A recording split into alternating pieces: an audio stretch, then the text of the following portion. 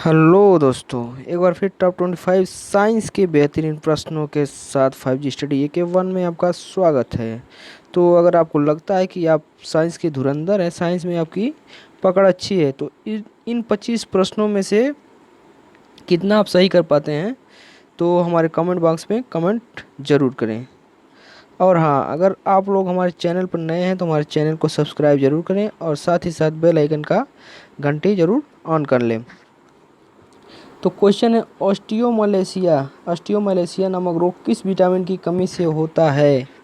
Vitamin A की कमी से होता है कि विटामिन के की कमी से होता है कि विटामिन डी की कमी से होता है कि विटामिन सी की कमी से होता है? तो ऑस्टियोमलेशिया नामक रोग जो है विटामिन डी की कमी के कारण होता है। ऑस्टियोमलेशिया नामक रोग विटामिन डी की कमी के कारण होता है, यानी कि ऑप्शन सी सही है इसका। क्या सही है ऑप्शन? इसका ऑप्शन सी सही है।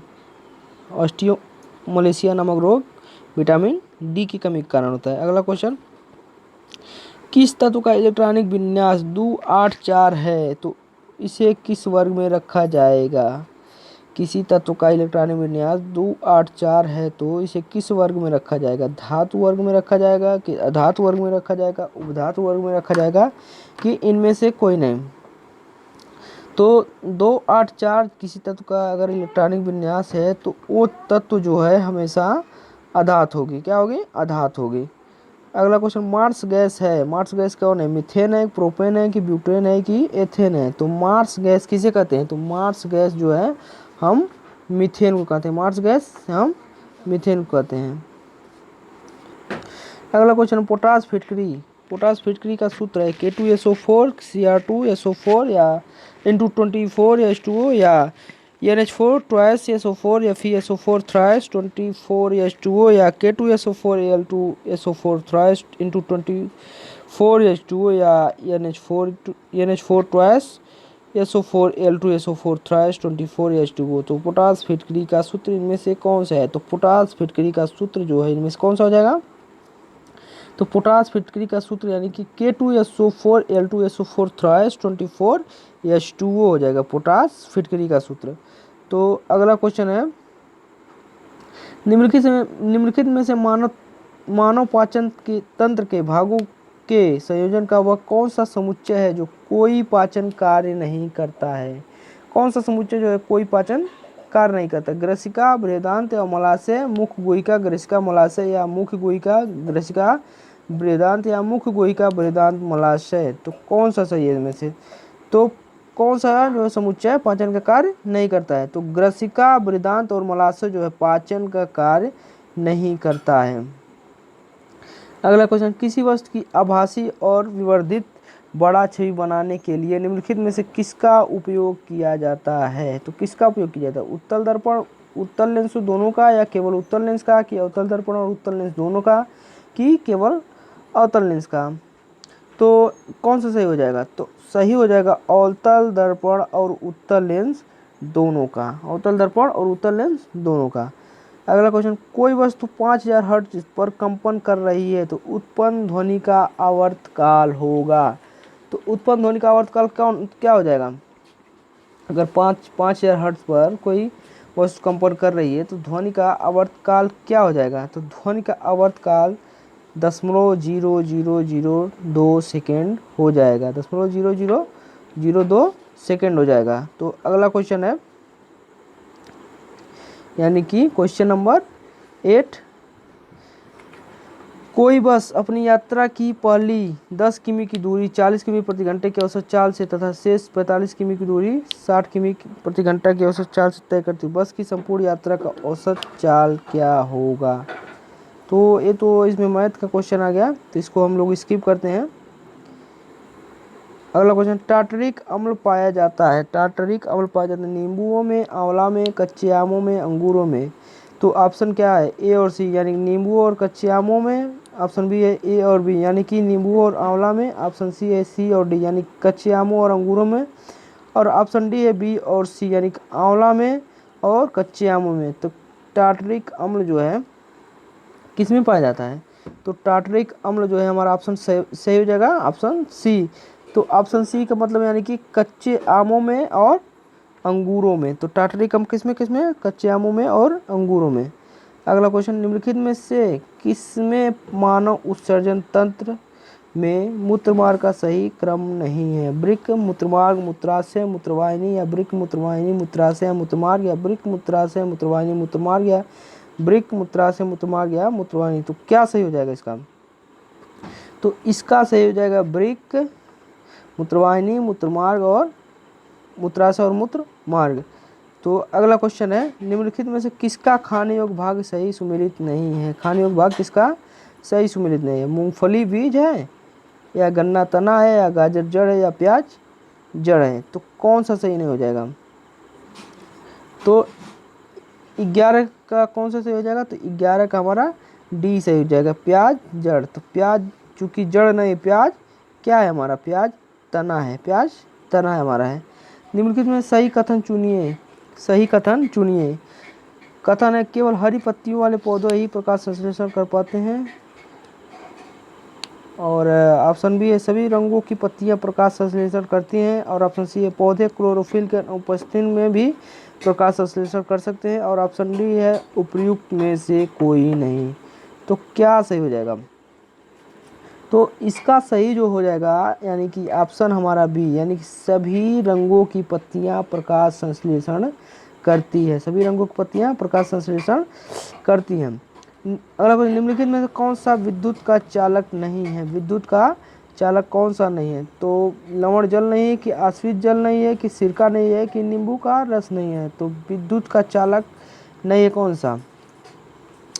तो विद्युत का चालक नहीं है, यानी कि हमारा आश्वित जल जो है विद्युत का चालक नहीं है। आश्वित जल हमारा विद्युत का।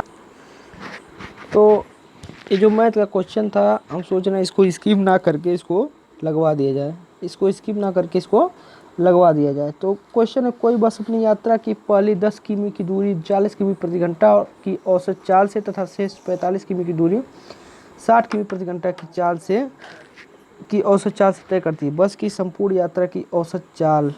तो पहले तो हमारा औसत चाल का फार्मूला क्या हो जाएगा? तो औसत चाल का फार्मूला होता है हमारा कुल दूरी बटे कुल समय, कुल दूरी बटे कुल समय। ये औसत चाल का हमारा फार्मूला हो जाएगा। तो यहाँ पहले केस में कुछ समय कितना हो जाएगा? तो यानी कि समय बराबर होता है दूरी बटे चाल, समय बराबर दूरी बटे चाल। तो दूरी हमारा 10 है और चाल कितना है? 40 है। तो हमारा कितना आ जाएगा? 1/4 घंटा। तो हमारा पहले केस में 1/4 घंटा आ गया, 1/4 घंटा। फिर दूसरे केस में देखते हैं, यानी कि 45/60 रखेंगे दूरी बटे चाल। 45/60 यानी 15 3 45, 15 चौका 60, 3/4 घंटा आ गया। अब कुल दूरी हो गया 45 और 10 55 बटे 1/4 प्लस 3/4। तो इसको ऐड हम लोग कर लेंगे, तो 55 बटे 3 1 4 और 4/4 हो जाएगा। 4/4 हो जाए, 4 से 4 कैंसिल हो जाएगा, यानी 55 किलोमीटर प्रति घंटा। औसत चाल हमारा क्या आ जाएगा? 55 किलोमीटर प्रति घंटा। तो हमारा कौन सा सही है? ऑप्शन बी सही है। तो अगले क्वेश्चन पर चलते हैं। कहाँ तक हमारा क्वेश्चन हो गया था? विद्युत का चालक नहीं है, यहाँ तक हो गया था। तो अगला क्वेश्चन हमारा है, निम्नलिखित में से किस ईंधन का ऊष्मीमान सबसे अधिक है? किस ईंधन का ऊष्मीमान सबसे अधिक है? पेट्रोल का है, कि हाइड्रोजन का है, कि डीजल का है, कि कोयला का है? तो हाइड्रोजन का ऊष्मीमान जो है, हाइड्रोजन ईंधन का ऊष्मीमान जो है सबसे अधिक होता है, यानी कि हमारा ऑप्शन बी, हाइड्रोजन ईंधन का ऊष्मीमान सबसे अधिक होता है। अगला क्वेश्चन, मनुष्यों में सर्वाधिक उत्सर्जन उत्पाद है। मनुष्यों में सर्वाधिक उत्सर्जन उत्पाद है, क्या है? अमोनिया है, कि अमोनियम क्लोराइड है, कि यूरिया है, कि यूरिक अम्ल है? तो कौन सा है मनुष्य में? तो मनुष्यों में सर्वाधिक उत्सर्जन उत्पाद जो हमारा यूरिया होता है, यानी कि ऑप्शन बी। कौन सा होता है? यूरिया होता है। तो अगले क्वेश्चन पर हम लोग आते हैं। अगला क्वेश्चन, हमारे शरीर का कौन सा हार्मोन तनाव समायोजन में हमारी सहायता करता है? शरीर का कौन सा हार्मोन तनाव समायोजन में हमारी सहायता करता है? थायरॉक्सिन, या इंसुलिन, या एस्ट्रोजन, या एड्रेनलिन? तो कौन सा है?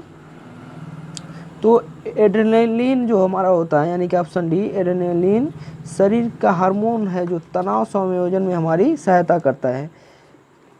अगला क्वेश्चन, निम्नलिखित में से कौन सा विकल्प सोपोशियो के समूह को दर्शाता है? सोपोशियो के समूह कौन सा विकल्प दर्शाता है? पालक, छत्रक, टमाटर, इष्ट या तुलसी, शैवाल, अमरबेल। अमरबेल को हम लोग आकाशबेल भी कहते हैं। और छत्रक या शैवाल, पालक, टमाटर, केला या शैवाल, अमरबेल यानी कि आकाशबेल, केला और आम। तो सोपोशियो का समूह कौन सा इसमें हो जाएगा? तो सोपोशियो का हमारा समूह है कौन सा है? तो सी है, यानी कि शैवाल, पालक, टमाटर और केला। सोपोसी शैवाल, पालक, टमाटर और केला। तो सही इस प्रकार का कौन सा सही हो जाएगा? तो हमारा सी सही हो जाएगा। अगला क्वेश्चन, किसी गैस में ध्वनि की चाल भी तथा गैस के परम ताप टी में संबंध है? किसी गैस में ध्वनि की चाल भी तथा गैस के परम ताप टी में संबंध क्या है? तो इसमें क्या संबंध हो जाएगा? तो इसमें कौन सा सही हो जाएगा हमारा? ऑप्शन बी, यानी कि वी अनुक्रमानुपात करणी में टी। वी अनुक्रमानुपात करणी में टी सही हो जाएगा। अगला क्वेश्चन, संवेग तथा बल में संबंध है। संवेग तथा बल में संबंध है। एफ बराबर एम में या एफ टी बराबर एम में या एफ बराबर M V minus M U या एफ टी बराबर M V minus M U. तो कौन सा सही हो जाएगा? संवेग तथा बल में संबंध। तो संवेग तथा बल में संबंध एफ टी बराबर M V minus M U हो जाएगा, यानी कि ऑप्शन डी। संवेग बराबर एफ टी बराबर M V minus M U. अगला क्वेश्चन, 0.00542 का कोटिमान मान है। 0.00542 का कोटिमान मान है क्या है? 10⁻5 या 10⁻4 या 10⁻3 या 10⁻2। तो कोटिमान मान क्या है इसका? तो 10.00542 का कोटिमान मान है जो हमारा है 10⁻²। अगला क्वेश्चन, बाइलोरुबिन पाया जाता है। बाइलोरुबिन कहाँ पाया जाता है? पित्त में पाया जाता है कि रक्त में पाया जाता है कि लार में पाया जाता है कि जठर रस में पाया जाता है? तो बाइलोरुबिन हमारा कहाँ पाया जाता है? बाइलोरुबिन जो हमारा ऑप्शन क्या सही हो जाएगा? तो हमारा ऑप्शन ए, यानी कि पित्त में पाया जाता है। हमारा कहाँ बाइलोरुबिन पाया जाता है? तो हमारा बाइलोरुबिन जो है पित्त में पाया जाता है। अगले क्वेश्चन पर हम लोग आते हैं, नाइट्रोजन का लिटमस के प्रति व्यवहार है। नाइट्रोजन का लिटमस के प्रति व्यवहार क्या है? अम्लीय है कि क्षारीय, एक उदासीन की ए तथा बी, यानी कि अम्लीय या क्षारीय दोनों है। नाइट्रोजन क्या है? तो नाइट्रोजन लिटमस के प्रति कौन सा व्यवहार करता है? तो नाइट्रोजन लिटमस के प्रति जो है उदासीन का व्यवहार करता है, न ही अम्लीय न ही क्षारीय, उदासीन का व्यवहार करता है। अगला क्वेश्चन, एक न्यूटन कितने डाइन के तुल्य है? एक न्यूटन कितने डाइन के तुल्य है? 10/6 डाइन के, 10/5 डाइन के, 10/3 डाइन के या 10/4 डाइन के? तो एक न्यूटन जो हमारा है 10/5 डाइन के तुल्य। एक न्यूटन 10/5 डाइन के तुल्य है। अगला क्वेश्चन, पूर्ण आंतरिक परावर्तन संभव है जब प्रकाश चलता है। पूर्ण आंतरिक परावर्तन संभव है जब प्रकाश चलता है। कहाँ संभव है? वायु से जल में चलने पर या वायु से कांच में चलने पर, जल से कांच में चलने पर या कांच से जल में चलने पर? तो कब संभव है? तो जब संभव है कांच से जब प्रकाश जल में जाएगा तब पूर्ण आंतरिक परिवर्तन हो सकता है। अगला क्वेश्चन, निम्नलिखित में कौन सी ऊष्मा संचरण की विधि में आवश्यक रूप से माध्यम की आवश्यकता नहीं होती है? चालन, संवहन, विकिरण या उपयुक्त सभी में से आवश्यक नहीं। तो कौन सी ऊष्मा संचरण की विधि में आवश्यक रूप से माध्यम की आवश्यकता नहीं होती है? तो किस में नहीं होती है? तो विकिरण में ऊष्मा संचरण की विधि में आवश्यक रूप से किसी माध्यम की आवश्यकता नहीं होती है। तो दोस्तों ये थे टॉप 25 साइंस के प्रश्न। तो मिलते हैं अगले ही ऐसे ही बहुत ही बेहतरीन प्रश्नों के साथ अगले सेट में। तब तक लिए धन्यवाद।